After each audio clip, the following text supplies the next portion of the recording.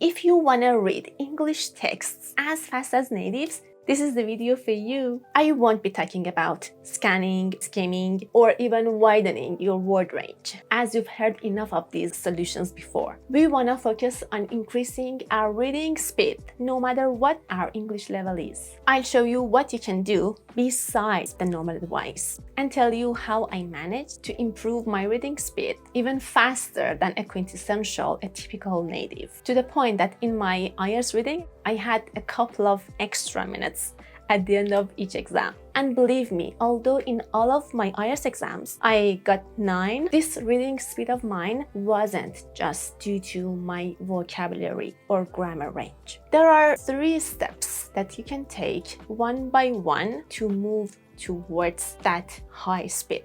And in order to demonstrate these steps, I would go through the Guardian website, the language part. Here, the context is for natives. You'd be dealing with real native passages, which is a plus point. On the other hand, it's expected that you won't know some or maybe many words. But here, it's not a problem, since I want to show you what you can do alongside boosting your words or grammar. There are 5 tips at the end though, so watch to the end. The 3 steps. Number 1. Try not to look at single words. Although at first it seems inevitable, but try to focus on chunks, the small, little chunks. Chunks are groups of words that we normally say together, like a noun and its adjective. In this video, I talked about all forms of chunks and how they can develop your speaking and listening skills. And now you're about to see how they hone your reading skill as well. To see this step in practice, I chose this article, Bland, Easy to Follow for Fans of Everything. What has the Netflix algorithm done to our films? Reading word by word in your mind, which should be avoided, is like this. When the annals of 2025 at the movies are written, no one will remember the electric state. We want to look at small chunks when we read. So instead of word by word, you would read like this. The film, a sci-fi comic book adaptation, is set in a world in which scientist robots have lost a war with humans. Now my eyes are moving a little bit faster on the text. Instead of seeing one word, then the other word, I'm looking at a small group of words and then the other one. Step number 2.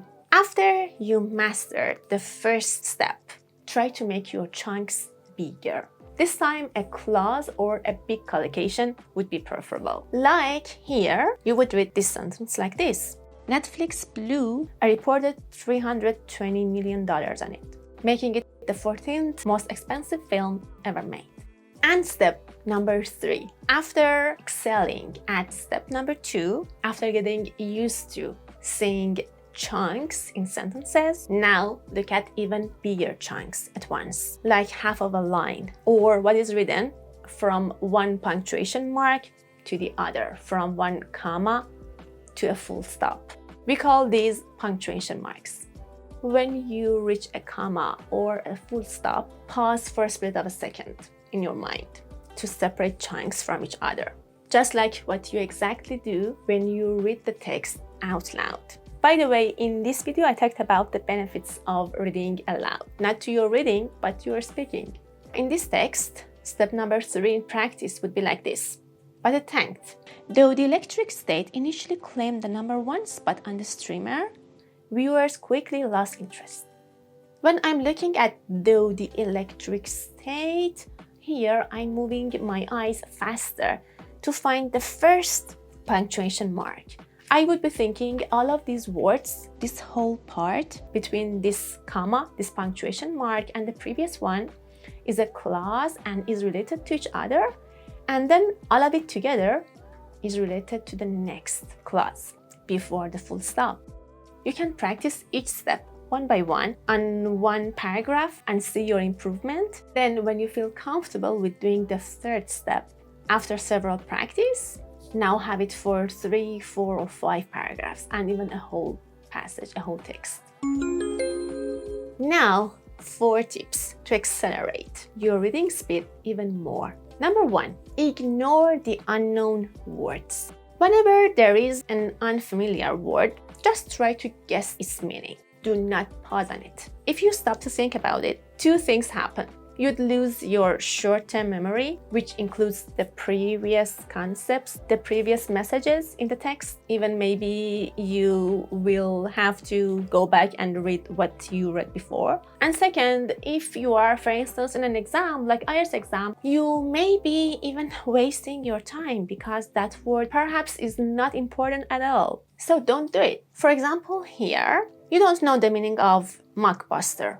Even the writer knows a native, because these texts are for natives, knows a native with a totally normal level of literacy may not know it. And that's why they put it between inverted commas and even explained it between commas. So if you don't know it, don't get disappointed. Your level of English is still decent.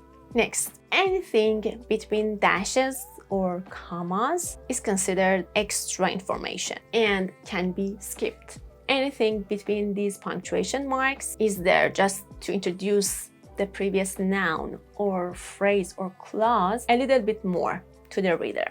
For example, here, mockbuster is explained with this phrase, crammed with the overfamiliar. If you want to take an IELTS exam, visualize if a question is asked the meaning of mockbuster, you can quickly go back and check this definition, this extra piece of information. And if it wasn't in the questions, you could just ignore it. Next one, don't waste your time on going through big names or big detailed numbers. For numbers, imagine you see a number like this in the text. Don't read it. Just know that it is $48 million-ish, like reading the first 2 numbers, yeah?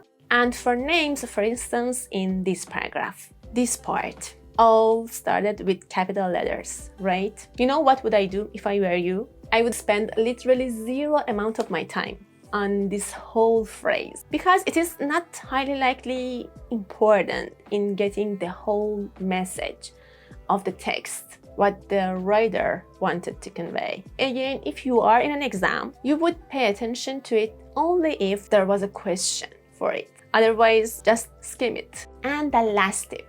Do you know what is a characteristic speed, like a normal speed for a native reader? It is something between 175 to 300 words per minute. If when you measure the time, you reach 175 words per minute, then that's amazing, well done. However, I assure you, by taking these steps and these tips, you can reach even above that 300 words per minute. I see you in the next video. Stay safe. Bye.